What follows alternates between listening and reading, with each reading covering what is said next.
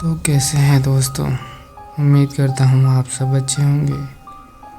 दोस्तों, कभी जिन और इंसान के बीच में प्रेम हो सकता है? नहीं हो सकता ना, क्योंकि ये कुदरत के खिलाफ है। एक जिन वो होता है जो आत्मा से बना होता है और एक व्यक्ति शरीर का होता है जो नश्वर होता है, जो ख़त्म हो सकता है। यह कहानी भी इसी टॉपिक पर है। कैसे उस जिन को उस लड़की से प्रेम होता है, किस तरह वो लड़की उसके प्रेम में वशीभूत होकर उसके पीछे पड़ जाती है। आइए चलते हैं कहानी पर। ये सभी राज उस कहानी के अंत में समझ में आएंगे दोस्तों, तो लास्ट तक कहानी ज़रूर सुने। ये कहानी थोड़ी लंबी ज़रूर है, लेकिन है बहुत मज़ेदार।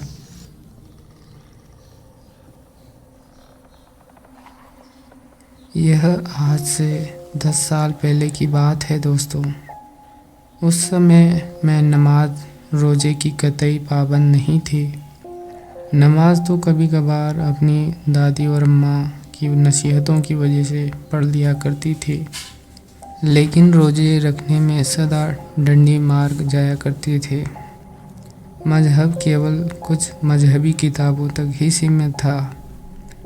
दादी मेरी लापरवाहियों और मजहबी से दूरी पर मुझे टोकती, तो मैं एक कान से दूसरे कान से निकालकर उनकी नसीहतों को उड़ा देती। शायद यह सिलसिला आज तक बरकरार रहता अगर छुट्टियों के दौरान मुझे अपनी छोटी खाला के घर डेरा गाजी खां न जाना पड़ता। छोटी खाला के शौहर खासे सख्त आदमी थे, इसलिए उनके घर रिश्तेदार कम ही आया करते थे। इस बार अंकल कारोबार के सिलसिले में दूसरे शहर गए हुए थे, इसलिए खाला ने मुझे फ़ोन करके आने का मशवरा दिया था। मेरी छुट्टियां थी ही, लिहाजा बड़े भाई के साथ खाला के घर जाने को तैयार हो गई। हालांकि अम्मा ने यह कहकर डराया भी कि निगहत का घर भूतिया है, तुम एक दिन भी वहाँ नहीं बिता सकोगी। अम्मी की बात मैंने हंसी में उड़ा दी थी और उल्टे यह कहा था, अगर खाला का घर भूता है तो वह वहाँ रह क्यों रही है? अरे कमबख्त, जिन्नात जिससे खुश होते हैं उसे कभी तंग नहीं करते। वह चिढ़कर बोली, बेफिक्र रहें अम्मा, मैं भी उन्हें डिस्टर्ब नहीं करूँगी और अच्छे लगे तो दोस्ती कर लूँगी। मैंने झक कर कहा, जिस पर अम्मा झुँझला कर रह गई। हाँ, तो मैं बता रही थी कि मैं भाई के साथ डेरा गाजी खां खाला के घर चली गई। खाला का घर काफ़ी बड़ा था, उनके 2 बच्चे थे। मुझे देखकर खाला बहुत खुश हुई। भाई मुझे वहाँ छोड़कर अगले दिन ही कराची चले गए। वहाँ 2 दिन बड़े मज़े से बीते। इस दौरान अम्मा की जिन्न भूत वाली बात याद करके मुझे हंसी आती रही। आखिर मैंने खाला से कहा, मालूम है खाला, अम्मा क्या कह रही थी? क्या कह रही थी बाजी? उन्होंने भी दिलचस्पी ली। फरमा रही थी कि आपका घर भूतिया है, मैं 2 दिन भी यहाँ नहीं बिता सकूँगी। कह तो बाजी ठीक ही रही है, उन्होंने संजीदगी से जवाब दिया। वाकई यह घर भूता है? मैंने हैरानी से पूछा। हाँ मीना, यह सच है। यह हमारी सास का पुश्तैनी घर है, खाला ने गहरी सांस लेकर बताया। जब मैं यहाँ ब्याह कर आई थी तो सास ने मुझे सख्ती से ताकीद की थी कि कोने वाले कमरे को हमेशा साफ सुथरा रखना और उसमें कभी कोई सामान न रखना। आपने कभी महसूस किया कि आपकी सांस ठीक कहती थी? यानी कि आपने उस कमरे में कभी कोई अलौकिक जीव या किसी जिन्न वगैरह को देखा है? नहीं, मैंने कभी किसी को नहीं देखा, न कोई गैर मालूमी बात महसूस की। हालांकि मेरी शादी को 7 साल हो चुके हैं, उन्होंने आश्वस्त स्वर में बताया। हो सकता है यह आपकी सास का वहम हो भी सकता है, लेकिन मीना, जिन्नात के वजूद से इनकार तो नहीं किया जा सकता। यह सब पुरानी बातें हैं खाला, इस दौर में इनका वजूद नामुमकिन लगता है, मैंने कंधे उचकाते हुए लापरवाही से कहा। उसी शाम खाला शॉपिंग के लिए बाजार गई तो मैं नहा धोकर बालों को सुखाने के लिए छत पर चली गई। वह शाम के बाद का समय था और अंधेरा फैलना शुरू हो चुका था। छत पर चारों ओर रंग बिखरे फूलों के गमले रखे हुए थे। मोतियाँ और गुलाब की खुशबू से छत महक रही थी। मैंने गहरी गहरी सांस लेकर खुशबू को अपने अंदर उतारा और बालों को झटक कर ब्रश करने लगी। थोड़ी ही देर गुजरी थी, मुझे अपने चेहरे पर किसी की नज़रों की तपिश का एहसास हुआ। मैंने बेख्तियार इर्द गिर्द नज़र दौड़ाई कि हो सकता है कि कोई अपनी छत से नज़ारा कर रहा हो, लेकिन यह ख्याल मूर्खतापूर्ण था। उस गली में सिर्फ खाला का घर ही 2 मंजिला था, बाकी सारे घर 1 मंजिला थे, इसलिए किसी के देखने का सवाल ही पैदा नहीं होता। मैंने इस बात को अपना वहम समझा और रुख मोड़कर बालों को सुलझाने लगी। इस काम से फारिग होकर मैंने बालों को पीठ पर खुला छोड़ा और रेलिंग से लगकर सड़क से आते जाते लोगों को देखने लगी। तभी मुझे अपने बालों पर कुछ दबाव सा महसूस हुआ। मैं चौंक कर मुड़ी तो छत खाली थी। इस बात को मैं अपना वहम करार नहीं दे सकती थी, क्योंकि मुझे वह दबाव बखूबी महसूस हुआ था। यूँ लगा था जैसे किसी ने धीरे से मेरे बालों पर हाथ रखा हो और उन्हें हाथ में लेकर महसूस किया हो। मैंने सोचा कहीं गुड्डा तो यह शरारत नहीं कर रहा। मुझे 5 वर्षीय शरारती खालाजाद गुड्डा का ख्याल आया, जो अचानक इसी तरह डराया करता था और फिर छुप जाता था। मैं छत पर बने उस कमरे की ओर बढ़ी जिसमें खाला ने बेकार चीज़ें डाल रखी थी।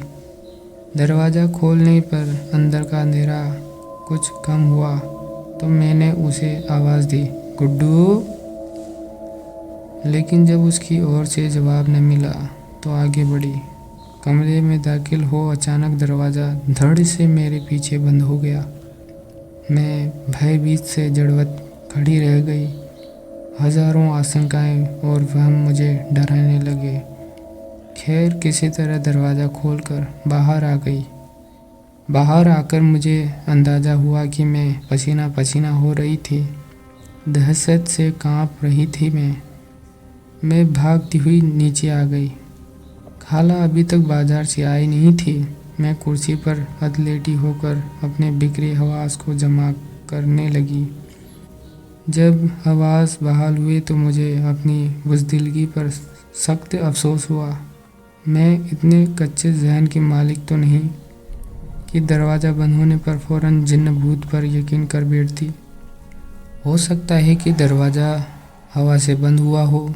मेरे दिल ने अनुमान लगाया और मेरा जहन फ़ौरन इस बात पर ईमान ले आया कि यही बात हो सकती है। मैं इस मामूली बात से डर गई। अगर अक्ल इस्तेमाल न करती तो इस वहम से ग्रस्त हो जाती कि जिन्नात वगैरह का वजूद होता है। नॉनसेंस। मैं अपनी बेवकूफ़ी पर हंसने और खुले बालों में बल डालने लगी। उसे आगे करके ज्यों ही मैंने और बल देना चाहा तो मुझे अपने बालों से बेहद दिलफरेब खुशबू आती हुई महसूस हुई। मैंने उस खुशबू को करीब से महसूस करने के लिए ज्यों ही बाल आगे किए तभी घंटी बज उठी। खाला के आगमन का एहसास करके मैं बालों को पीछे छोड़कर दरवाजे की ओर बढ़ गई। बाद में उनकी बातों में गुम होकर मुझे उस खुशबू का ख्याल ही नहीं रहा जो मेरे बालों में से आ रही थी। उसी रात अचानक मेरी आँख खुल गई।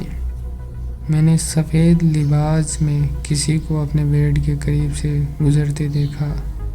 चूँकि कच्ची नींद का खुमार था और फिर लाइट भी ऑफ थी, इसलिए जब मैंने लाइट ऑन करके अपने शक को यकीन में बदलना चाहा तो कमरा खाली था। मैंने बराबर वाले कमरे में झांक कर देखा। खाला गुड्डा के साथ सो रही थी। मैं उलझती हुई वापस आकर लेट गई और अपने शक को वहम करार देते हुए लाइट ऑफ किए बिना सो गई। खाला ने मुझसे कहा, मीना, मेरे साथ कासिम बाबा के घर चली रही हो। कासिम बाबा? यह कौन है? मैंने जिज्ञासु नज़रों से उनकी ओर देखा। बहुत पहुँचे हुए बुज़ुर्ग हैं। अल्लाह के नाम पर सबका मुफ्त इलाज करते हैं। बरसों में एक बार अपने घर आते हैं। 7 साल पहले जब मेरी शादी हुई थी तब आए थे। अल्लाह वाले हैं। मेरी ननद की बेटी का इलाज भी वहीं कर रहे हैं, उन्होंने बताया। नमाज बाजी की बेटी को क्या हुआ है? मैंने फरहीन के बारे में पूछा। कहते हैं उस पर किसी जिन्न का साया है। खाला, आप भी कैसी दकियानुसी बातें करती हैं। जिन भूतों के पास क्या बहुत फालतू वक्त होता है जो हर एक पर आते रहते हैं। मैंने मजाक में उनकी बात टालनी चाही। मीना, हर वक्त का मजाक अच्छा नहीं होता। खाला मेरे शब्दों पर टूटता से बोली। सॉरी खाला। अच्छा, ये बात बताइए कि क्या वाकई कासिम बाबा बहुत पहुँचे हुए बुज़ुर्ग हैं? तुम मेरे साथ चलो, खुद ही देख लेना, उन्होंने कहा। मुझे तो बस माफ़ ही रखें खाला, वैसे भी मैं जिन्नात वगैरह पर यकीन नहीं करती। यह सब हमारा वहम होता है और कुछ नहीं, मैंने लापरवाही से कहा। हर कोई धोखेबाज नहीं होता मीना, बहुत से अल्लाह वाले बुजुर्ग भी होते हैं। सबसे बदगुमान होना अच्छी बात नहीं होती, उन्होंने जाने से पहले कहा।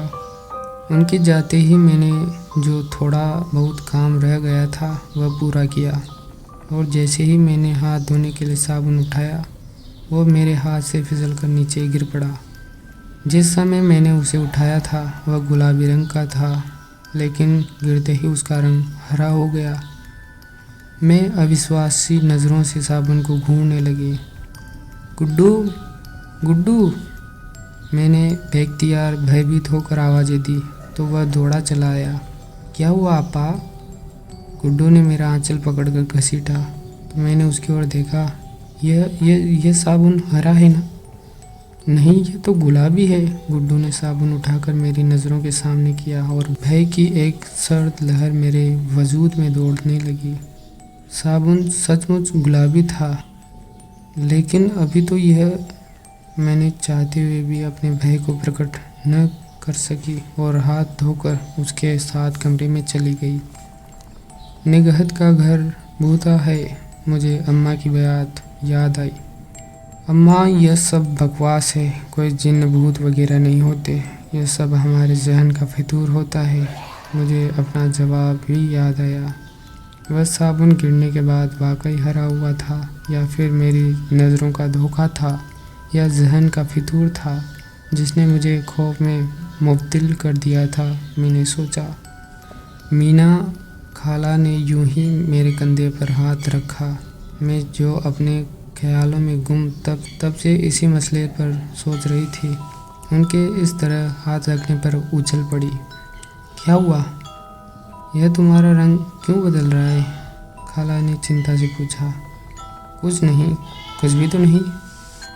मैं कुछ सोच रही थी। मैंने नॉर्मल होते हुए उन्हें आश्वस्त करना चाहा। वह भी अपनी बातों में लग गई और कासिम बाबा के घर आए लोगों के बारे में बताने लगी।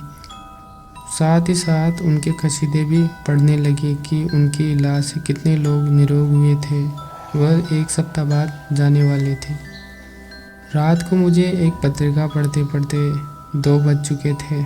मैं पानी लेने के लिए कमरे से बाहर जाते किचन में जाने के लिए मुझे बरामदे से गुजरना था, जिसमें ऊपर जाने के लिए सीढ़ियाँ बनी हुई थी।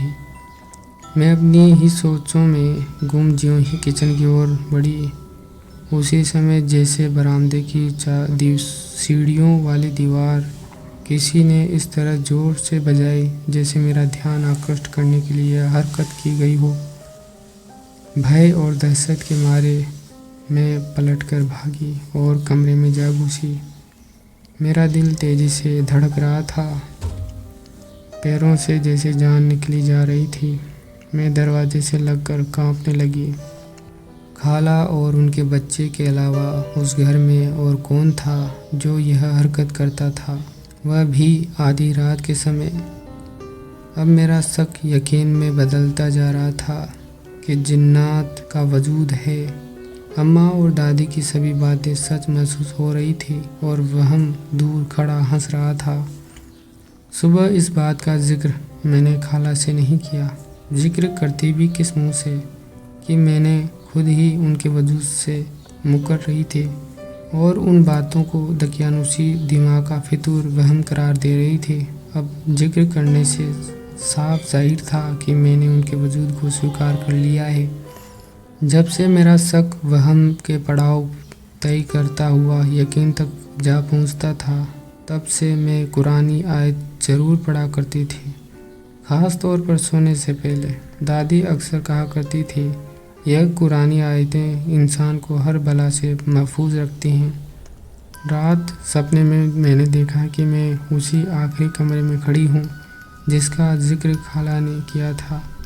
मैं उस कमरे से निकलने की जद्दोजहद में विभिन्न कमरों को खोलती बंद करती आगे और आगे बढ़ती चली जा रही थी। तभी कोई मेरा हाथ थाम कर कहता है, असल रास्ता वह है, और उसके हाथ थामते ही जैसे मैं हर भय से मुक्त हो जाती हूँ, वह मेरा हाथ थाम कर मुझे रोशनियों वाले रास्ते पर ले जाता। तुम कौन हो? मैं जाने से पहले पलटकर उससे पूछती हूँ। तुम्हारा साया। उसकी आवाज़ सरगोशी में बदल जाती है। साया तो साथ साथ चलता है, मैं भी तो तुम्हारे साथ हूँ।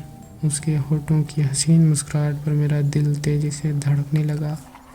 जब मेरी आँख खुली तो उस समय मेरा दिल तेज़ी से धड़क रहा था, पसीने में नहाई हुई थी, जैसे वजूद से आग सी निकल रही हो।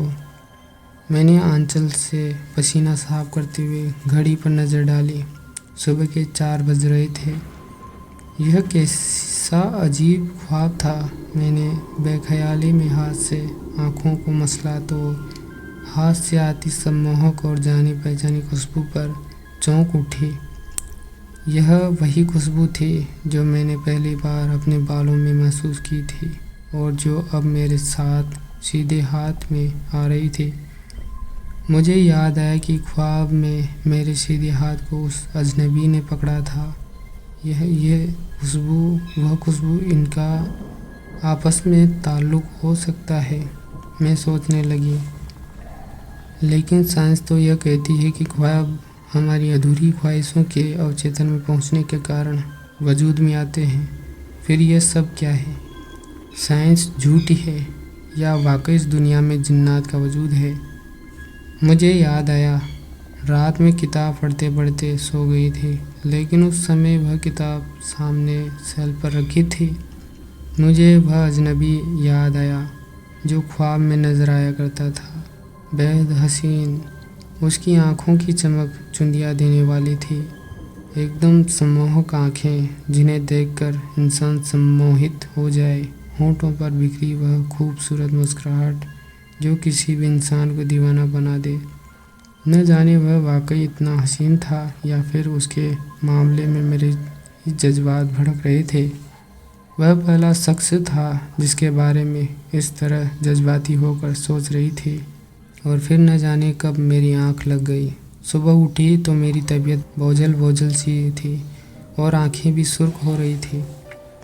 मीना, तुम्हारी तबीयत तो ठीक है ना? खाला ने मेज़ पर नाश्ता सेट करते हुए पूछा। बस खाली अजीब सी तबीयत हो रही है, मैंने बोझल लहजे में कहा। मैं घर वापस जाना चाहती हूँ खाला। इन वाक़यात पर मैंने सोच लिया था कि वापस कराची चली जाऊँ, लेकिन अभी तो तुम्हें आए सिर्फ 1 हफ्ता हुआ है। वह हैरान हुई। बस खाला, मैं यहाँ बोर हो गई हूँ, मैंने बेजारी प्रकट की। थोड़े दिन और रुक जाओ, तुम्हारे अंकल आ जाएंगे, फिर चली जाना। देखो मैं अकेले रह जाऊंगी। उन्होंने अपना मसला बताया। मैं चुप हो गई। वह सम्मोहक लहजे में मुझसे पूछ रहा था, तुम मुझसे भयभीत हो? नहीं, मेरी गर्दन इनकार में हिली। फिर मुझसे मिलने क्यों नहीं आई? उसने करीब आकर मेरे खुले बाल अपनी कलाई पर लपेटते हुए झुककर पूछा। तुम जो आ जाते हो। मेरे होठों से निकलने वाले शब्द जैसे मेरे लिए विस्मय का सबब थे। उस अजनबी का इतना सामीप्य और यह रूमानी जुमले। मीना, तुम यहाँ क्या कर रही हो? खाला की आवाज़ पर बेसाख्ता मैंने आंखें खोल दी। मैं उस आखिरी कोने वाले भूता कमरे में एक तरह बैठी थी। तुम यहाँ क्यों आई हो? मैंने तुम्हें बताया भी था। निगहत खाला मेरी रहस्यपूर्ण खामोशी पर भयभीत लहजे में बोली। मैं यह कमरा देखने आई थी। मैंने असल बात छुपाते हुए संजीदगी से कहा। क्यों, इसमें क्या रखा है जिसे देखा जाए? वह रुष्टता से बोली और मेरी बेताब नज़रें उसे तलाश करने लगी, जिसके सम्मोहन में डूबकर मैं यहाँ तक पहुँची थी। विस्मय इस बात का भी था कि मैं उससे भयभीत नहीं थी, बल्कि मुझे उससे मोहब्बत हो रही थी। जैसे मैं बरसों से उसे जानती हूँ, एक कशिश सी थी मुझे उसकी ओर खींच रही थी। अब यहाँ से चलो भी, क्या बुद्ध बनी खड़ी हो? निगहत खाला ने मुझे निश्चल खड़ी देखकर घसीटा और मैं खाली खाली नज़रों से उसे ढूंढती उनके पीछे चल पड़ी। तुमने मेरा इंतज़ार किया था, वह मेरे कंधे थाम कर पूछ रहा था। बहुत, मैंने बेताब लहजे में कहा। मैं तुमसे मोहब्बत करता हूँ और तुम्हें हमेशा अपने पास रखना चाहता हूँ। क्या तुम मेरी खातिर सब कुछ छोड़ सकती हो? वह सम्मोहित लहजे में पूछ रहा था। हाँ, मैंने उसकी आंखों में डूबते हुए कहा और उसके साथ ही जैसे फासले मिट गए। मीना, कब तक सोती रहोगी? उठो। खाला की आवाज़ पर मैंने मुश्किल से आंखें खोली। तुम्हारी आंखें तो सुर्ख हो गई हैं। ओह, तुम्हें तो तेज़ बुखार है। उन्होंने अपना हाथ मेरे माथे पर रखकर चिंता से कहा और फिर मेरा जहन अंधेरे में डूबता चला गया। दोबारा होश आने पर मैंने खाला के साथ अंकल को भी देखा, जो परेशानी की हालत में डॉक्टर से कुछ बात कर रहे थे। खाला के कथनानुसार मैं 2 दिन बुखार की अवस्था में बेहोश रही थी और तीसरे दिन मुझे होश आया था। उसी शाम खाला के जोरदार आग्रह पर कासिम बाबा मुझे देखने आई। बेटी की यह हालत कब से है? उन्होंने पूछा। तकरीबन 4 रोज से, खाला ने बताया। खाला चाय का इंतज़ाम करने के लिए कमरे से बाहर गई तो उन्होंने मुझसे पूछा, वह तुमसे मिलने कब आता है? वह कौन? मैंने ताज्जुब से उन सफ़ेद दाढ़ी वाले बुजुर्ग की ओर देखा, जिनकी बड़ी बड़ी सुर्ख आंखें अंदर उतरती महसूस हो रही थी। उनके लहजे में इतनी नरमी और ठंडक थी कि बेख्तियार में प्रभावित हो गई। तुम सम्मोहित हो बेटी, और यह हो ही नहीं सकता कि जिससे तुम सम्मोहन में गिरफ्तार हो वह तुमसे मिलता न हो। उनके होठों पर रहस्यपूर्ण मुस्कुराहट बिखर गई और मैं बेख्तियार सभी बातें उनसे कहती चली गई। उनके सामीप्य से ही तुम्हारा यह हाल है बेटी। तुम नमाज पढ़ती हो? उन्होंने पूछा तो मुझे शर्मिंदगी ने घेर लिया। वह इतने वृद्ध होकर नमाज के पाबंद थे और मैं तो बिल्कुल पढ़ती ही नहीं थी। मैंने इनकार में सिर हिला दिया। यह तो बहुत अफसोस की बात है बेटी। नमाज पढ़ना तो हर मुसलमान का फ़र्ज आयद होता है। यह इसी तरह ज़रूरी है बेटी जिस तरह सांस लेना। ईसा की नमाज के बाद मैं ताबीज़ भिजवा दूंगा, उसे तुम पहन लेना। इस तरह तुम उससे महफूज रहोगी, लेकिन पूरी तरह अपने आप को उससे महफूज रखने के लिए ज़रूरी है कि तुम नमाज पढ़ना शुरू कर दो। उनकी बातों पर मैंने अमल करने पर दृढ़ इरादा किया और सोचा बुखार उतरते ही नमाज की पाबंदी करूँगी। बाद में उनका भेजा हुआ ताबीज़ मैंने पहन लिया।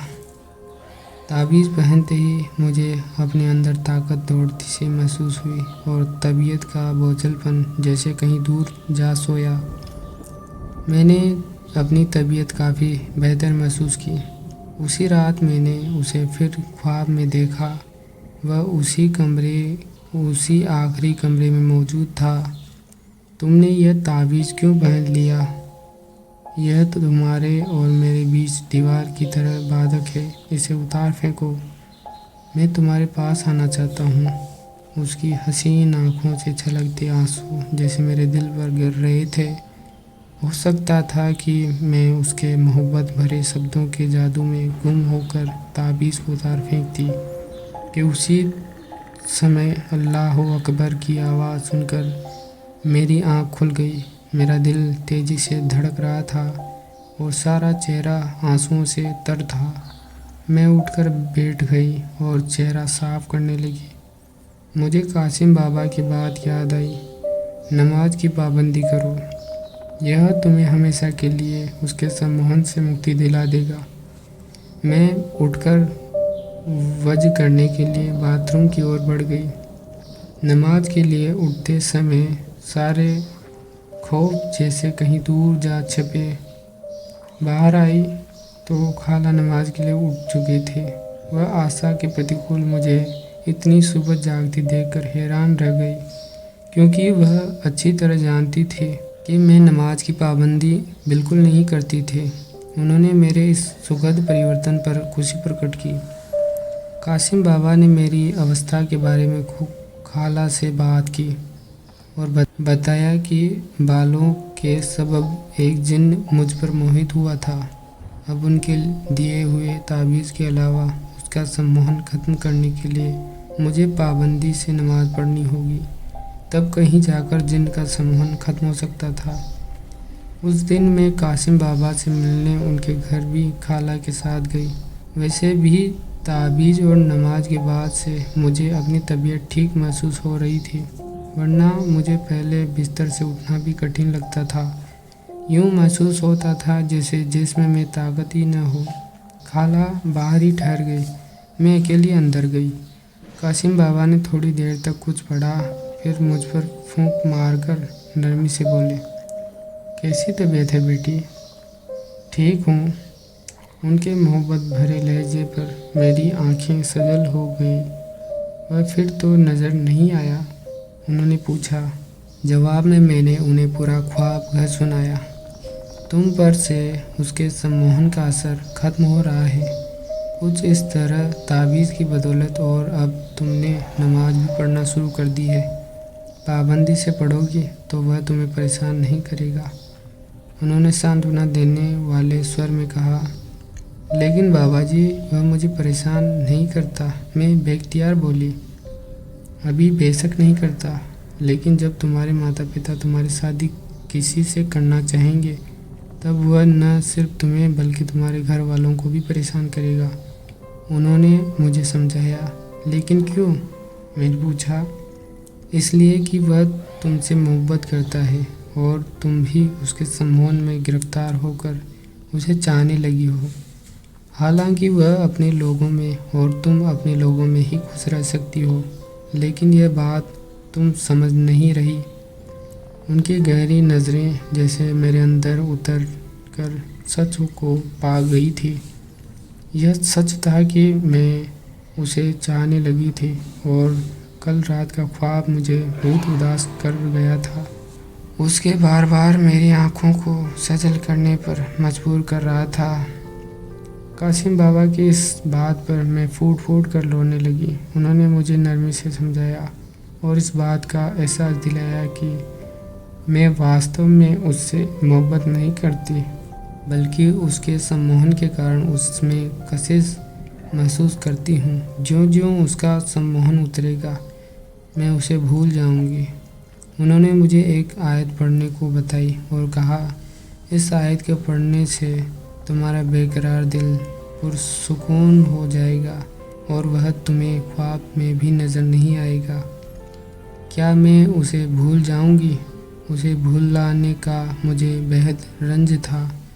हाँ, जब तुम उसके सम्मोहन से पूरी तरह आज़ाद हो जाओगी तो उसे भूल जाओगी।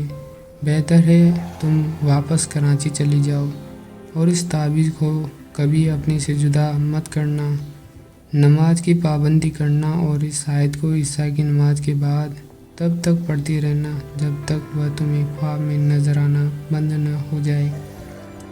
उन्होंने मुझे हिदायतें दी। मैं ठीक हो जाऊंगी ना? यकीनन। और बेटी, जिस तरह अल्लाह ने हमें पैदा किया है, उसी तरह जिन्नात भी बनाने वाला वही है। उनके वजूद से इनकार करना बेवकूफ़ी है। कभी मजाक में भी उनका हवाला नहीं देना चाहिए। वह मुझे मेरी कोताहियों से आगाह कर रहे थे और मैं शर्मिंदगियों में डूबती चली जा रही थी। इस वाक़ये से पहले तो मैं यह सब कुछ मजाक ही समझती थी और इन बातों पर यकीन भी नहीं किया करती थी। लेकिन अब जैसे अपने हिमाकतों पर अफसोस हो रहा था। उस रात की नमाज के बाद मैंने उस आयत को पढ़ा और पढ़ते पढ़ते सो गई। मुझे ख्वाब में वह मंजर नहीं आया, पर जब मैं सुबह उठी तो कमरे से वही जानी पहचानी खुशबू आ रही थी, वैसी ही सम्मोहक और दिल फरेब। दूसरे दिन मैं अंकल के साथ अपने घर लौट आई। वहाँ आकर भी अपनी दिनचर्या में अंतर न आने दिया। सब घर वाले हैरान थे कि वहाँ ऐसा क्या जादू हुआ कि मैं नमाज की पाबंद हो गई थी। बहरहाल इस सुखद परिवर्तन पर सभी ने प्रसन्नता प्रकट की। तावीज़ के बारे में घर वालों ने पूछा भी तो मैंने कह दिया कि बुरी नज़र से बचाने के लिए खाला ने डाला था, जिस पर झट दादी ने बढ़कर बलाएं ली और कहा, खुदा तुझे नज़रें बद से महफूज रखे। दिन बहुत पुरसुकून गुजर रहे थे। मैंने इंटर के बाद कॉलेज छोड़ दिया। 2 साल बाद, जिस दौरान मेरी शादी हो रही थी, मेहमानों की अफरा तफरी के हंगामे में अक्सर मेरी नमाज छूट जाया करती थी।